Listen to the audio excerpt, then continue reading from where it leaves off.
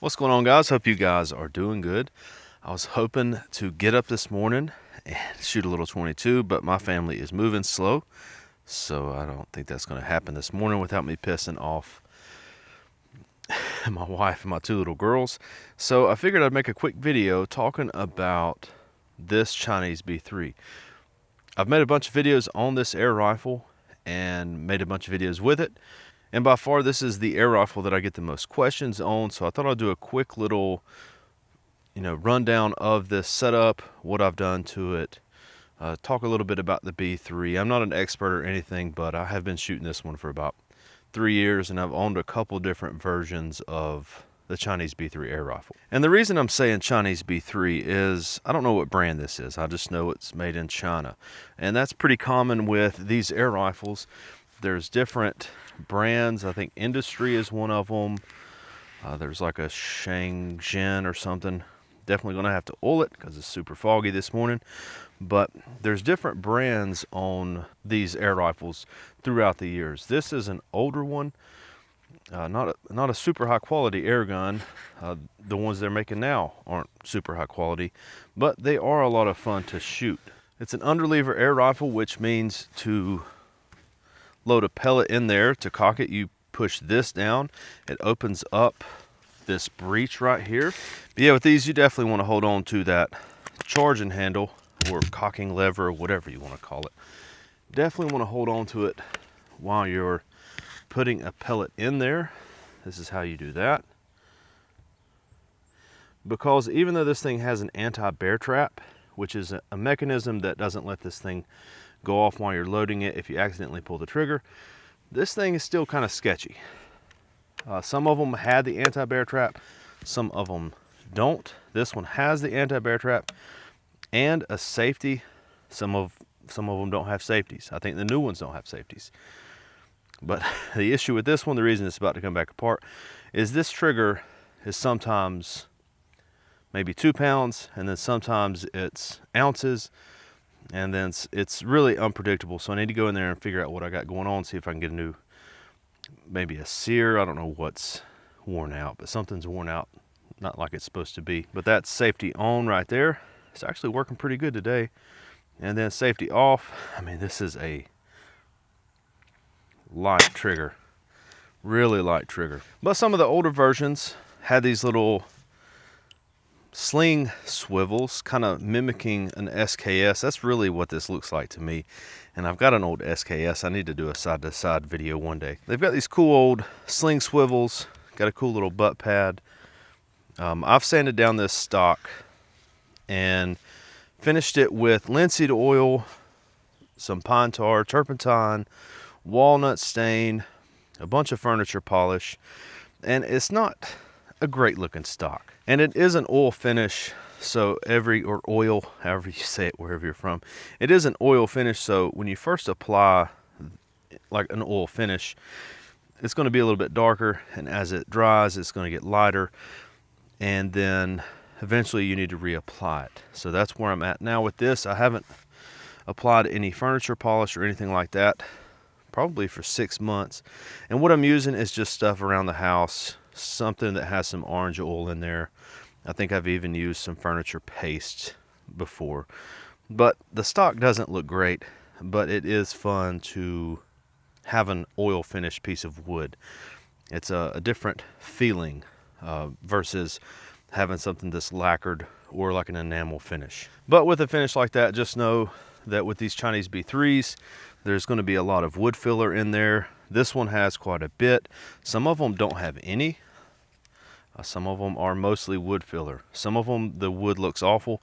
I had one that I sanded down that I ended up selling on eBay that it just looked awful. But this has got quite a bit of wood filler in it, but it's still pretty cool. And then right here you can see where these are just rough sanding marks. It doesn't look good. That's where some of the pine tar set up.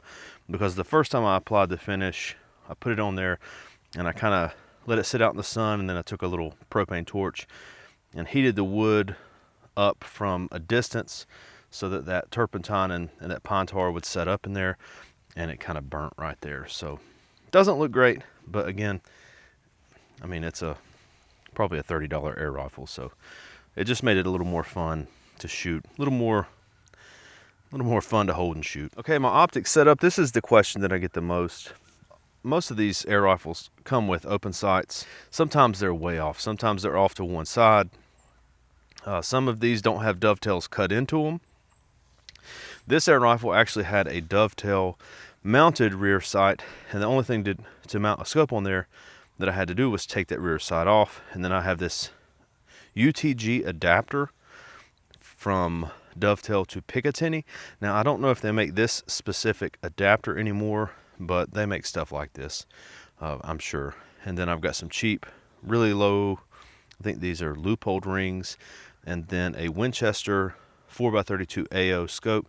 At one time these scopes were like 22 bucks. I like this optic setup. I'm probably going to leave it. There is one issue when you're running an adapter like this off of the dovetail versus just running dovetail rings. And that's going to be, if you look at the back right here, the clamp only clamps from one side. I don't know if that made sense. It didn't sound right as I said it, but it only tightens from one side. So this side is fixed. So if you were wanting to get this perfectly center line, you would need something that you could tighten up from both sides. So I shoot lefty. That's why I point them this way, because this whole optic setup is off to this side, if that makes sense. So I shoot lefty, and then this stock is missing a cheek piece, so that's how I line up the best on this rifle. But just know if you're using an adapter that only tightens from one side, it's probably going to be slightly off. Now this thing is only accurate out to about 25 yards, so it doesn't really matter. And one other issue that I have with this thing is these bolts.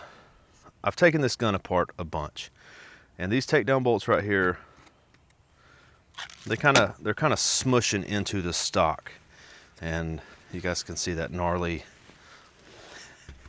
stock job there under there, how nasty that is. But as you tighten these takedown bolts up, every time you do that, it's going to go further in there, and then they're eventually going to come in contact with your cocking arm or your cocking lever or your linkages right here. So if you put your air gun back together and you can't put this down to load a pellet, just know it's probably these. I've had to take a file and just remove material from the screws to shorten them up a little bit.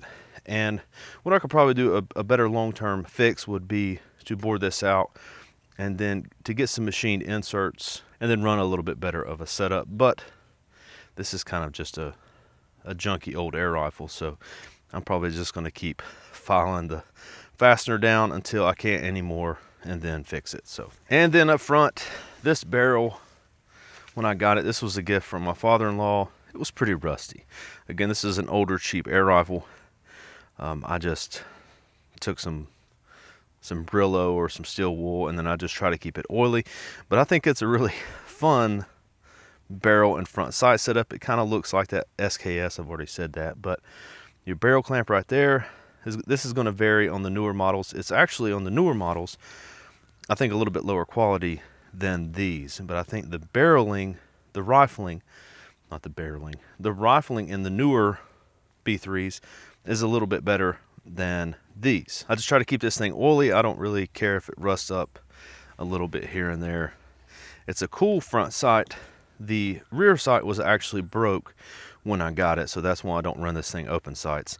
The newer versions that I've had, I've just kept them open sights for the most part because these are kind of fun to shoot in the open sight configuration. And then most of the time the pellets that I use through this thing are the Excite hammers and the Excite plinkings, which are the wad cutters.